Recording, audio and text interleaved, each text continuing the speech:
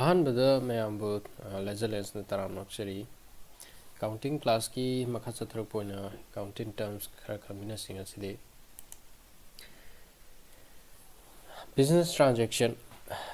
transaction have the economic activity amani business adugi financial position lobda thotang lowi whenever any business transaction ma tawda some of the assets liabilities or capital gi value do changes orakani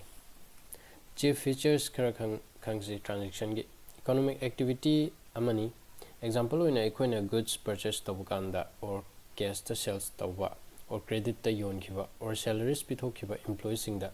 or bank tagi puba sale gi interest singdokiba asina chingba business ka related oiba singa sini adubu social activities kumba asi transaction ne na consider tawde for example x ko nu pa amana magi friend gi gift ama laithoe madu transaction ko yade madu social engagement transaction se koina makhal ani thokna khaidok pa yai external haibama internal haibama external transaction hargadi two different business or entity gi marakta thokpa economic activities tubuni like purchase tawba sales tawba aduga internal hargana business adugi manungda thokchaba economic activities adubuni such as a depreciation charge on fixed assets firm amagi financial position da change tawba ekoina uba phangi assets liabilities or capital singi for the change se ekoina express tawba ngamgadabani money gi mongda customer na hat kiba paisa or maina chakpadagi mang kiba pot chai sing asi haidi loss se money ki term da measure tawba yai ngami adubu afaba manager ma to kiba kanda business aduga yamna ahongba amasung amamu lermbe yai adubu money ki term da measure tawba yadabana madu transaction oibe yade even haidi transaction adugi result ni mathangda koi account haise kaino khangna sei account have the business ki transaction record over relating to particular individual me natraga items ki maramda like assets liabilities income or expenses aikone record maintain tawriba thaba adu account haina kawi samna harbada tombagi account chawbagi account the account of machinery the account of salary the account of rent asina chingba mathangda capital masi business sama tawda ihan hana proprietor aduna invest tawba in form of asset to orasu cash to orasu or goods to orasu ekoina capital puthoke haiba matamda all the current asset or fixed assets punchalaga liabilities khaidokda capital fangani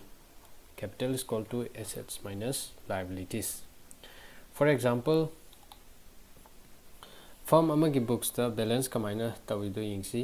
cash 20,000 machinery 50,000 stock 1 lakh debtors 40,000 creditors 30,000 cash equal to 20,000 plus machinery 50,000 plus stock 1 lakh plus debtors 40,000 minus creditors 30,000 is equal to 1,80,000. Mathang the drawings had the cash or any value of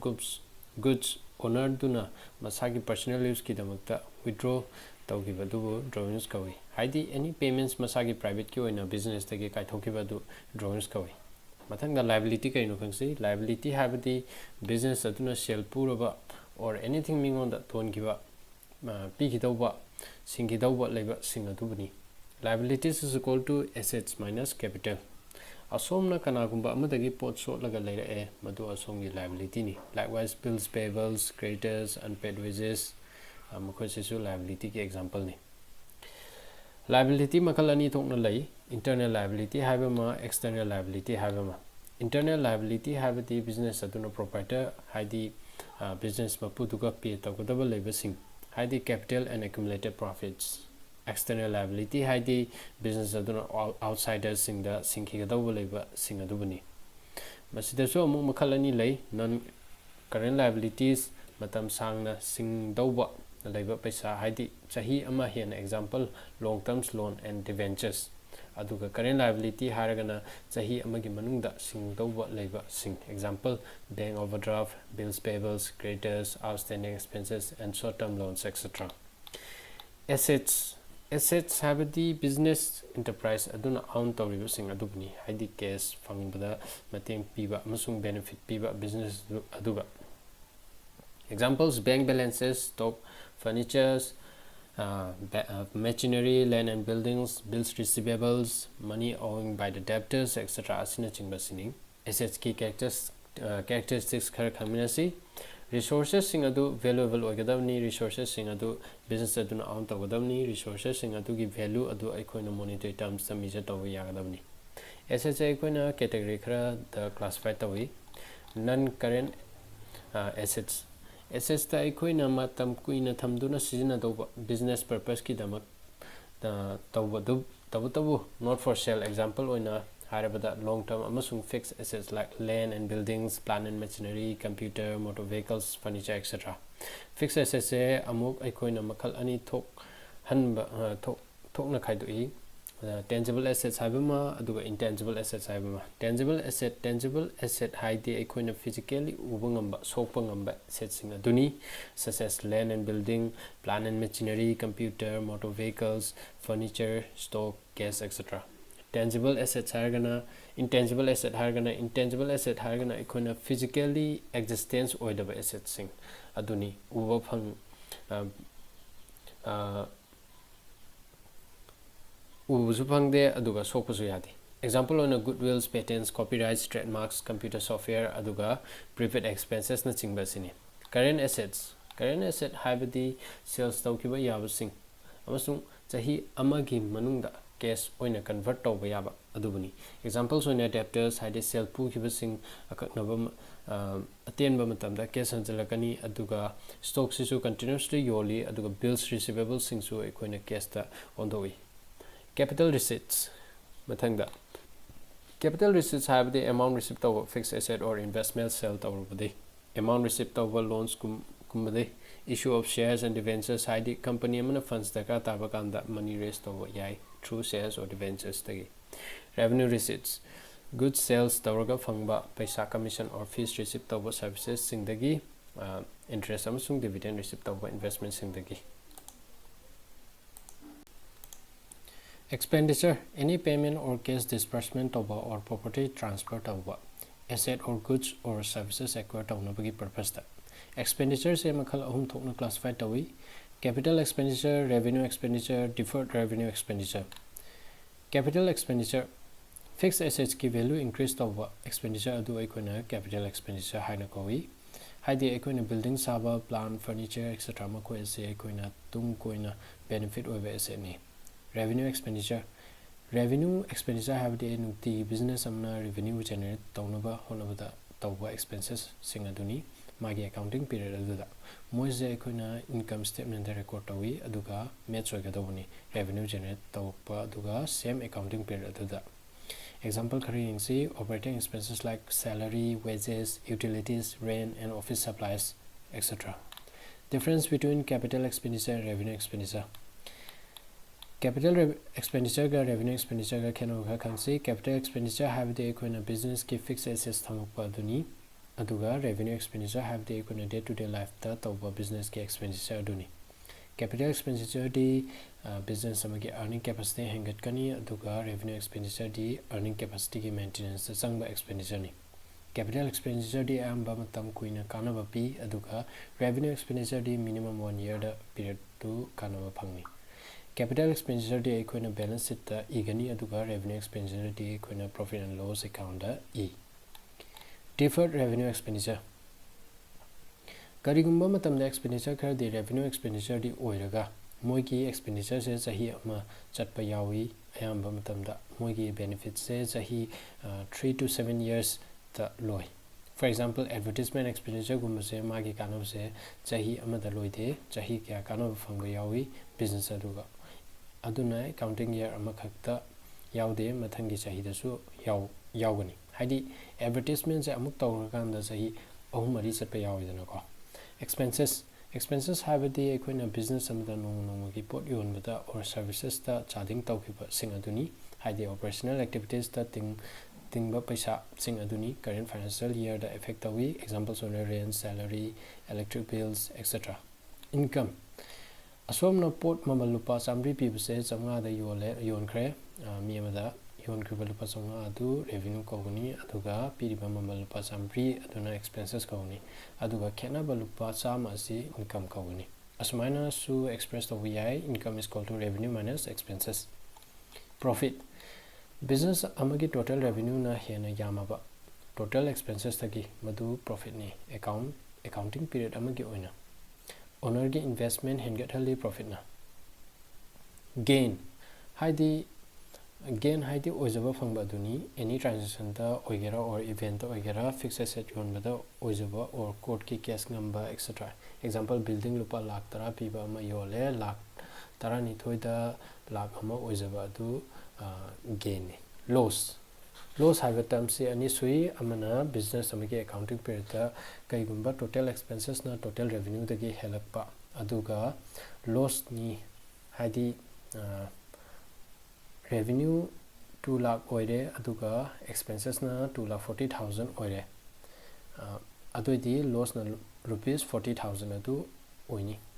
ani suba term na maina chakpadagi mangba or accident ta mangba loss expenses ka manade maramde expenses ti revenue generate tawnabani aduga loss dinate for example expenses na salary aduga loss na fire damage kumba se adi salary pito kibse akoida kaiguma return oina ama phangidana ko aduga fire guma damage kumba se akoida return kaimta phangde adana purchase habadi pot laibani purchase have term se koina business amana goods labor the season a manufacturing gumba the goods say raw materials the season a finished product the convert tawraga sell tawi aduga trading the goods say resale gi damakta labor pots sing aduni anima profit fangnaba tawang aktani example yingsi cloth dealer amana cloth say yonaba labor adu goods kogani aduga same cloth dealer aduna customer phamnaba chair khara leire madu koina goods haroi asset ogani aduga separate account furniture account haina open taguni purchase hari batam si cash purchase to su seasonai aduga credit purchase of goods to su seasonai purchase returns akoina purchase goods se suppliers ta amuk return tawba adubo akoina purchase returns haina kawi aduga return outward su kawi sales habdi kaigumba rohena charlie da computer ma yole computer adugi owner se rohen dagi charlie da transfer tawba adubu sales kawi haidi goods or services customer the ownership transfer tawba se sales kawi akoina sales hai batam si resale tawgena lerakhiba goods sing adu yon bada khak sijna gani haidi cloth dealer mana fi yon ba adu sales haina kawi adubu same dealer adu na magi dukan ki chair typewriter gumba yon gi matamda sales kawi aroi madu SNE sales su cash sales amasung credit sales legani sales return customer khara di mogi goods adu return tawpa yawi madu aikoina sales return kawi amasung returns inwards harga sukangni stock or stock in trade stock habdi aikoina sales tawnabagi lerpa goods ki value sing aduni adubu end of accounting period ta unsold goods sing adu stock kawi stock makhalani sui amane opening stock habama aduga closing stock habama opening stock have the accounting period however unsold oina labor goods sing aduni aduga closing stock have the accounting period however labor stock aduni inventory manufacturer the opening have closing have inventory makala mari legani inventory of raw materials aikoina product ama manufacture tawnabagi leiruba season agena adu season driva example oina cloth ki mill da cotton gi inventory legani raw materials oina inventory of work in progress tangkhai ma sabalo salaba products haidi semi finished products sing semba loidriba semba hogalaba products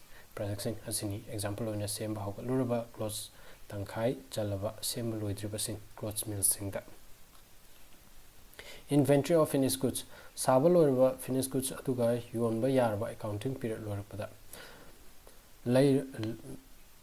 lairaba sing aduni example oina cloth mill da sabalo or finished clothes to inventory of finished goods ta lagani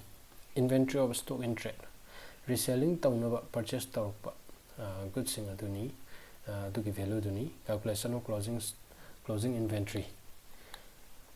inventory gi value do puthoknaba gi damta godown gi complete items list adu prepare tawi punna quantities kalona finished goods amasung stock in trade gi yam section tawgani aduga yawloidaba listing khandoi goods sold tawgraba adubu delivered order sing goods purchased tauraba amasung receipt chu tauraba adubu purchase book ta record tawdribasing inventories ta soidana hapkadaba khara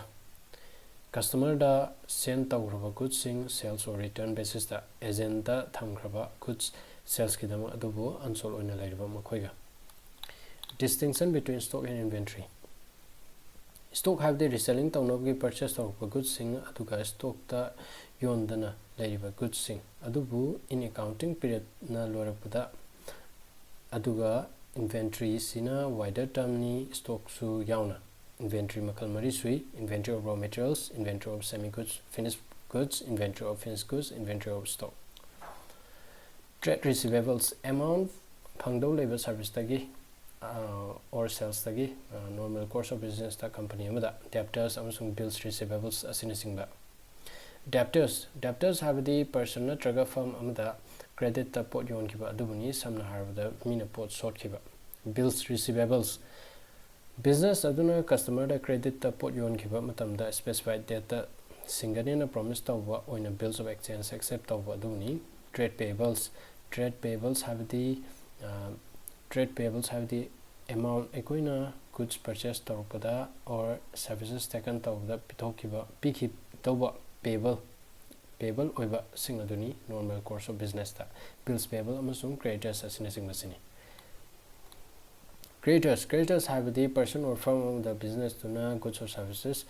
purchased or received tawpada payment tawdriba aduni tawrasu full payment tawdriba aduni samna harabada pot solwa mingonde bill payable equina singdokadaba leba aduni specified data creditors ta goods have the equina pot purchase tawpa sing aduni resale gi damakta or finished goods puthoknaba materials singsu goods kawi samna harabada furniture dealer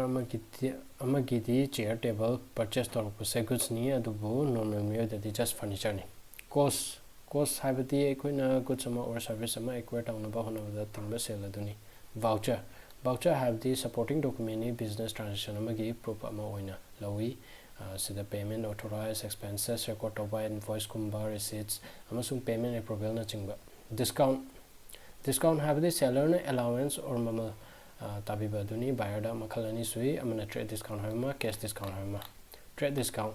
seller na discount se fixed percentage ta catalog ki price ta piraba madu trade discount kawi books of account record of the adubo invoice ta deduct tawi bulk purchase ta piba discount duni cash discount hargana buyers na khudakta payment tawda mamal tabibaduni GST have the goods and services tax have need indirect taxes like excise duty sales tax VAT tax mayam se punsal laga single tax GST haina merge tawduni GST se koina purchase tawkanda pay tawi aduga sales tawkanda collect tawi important over terms kar khangna si entry have the transaction or events record books of account that tawi madu entry taw kawi bad debts singakpang amaroi da debt dagi madu aikoina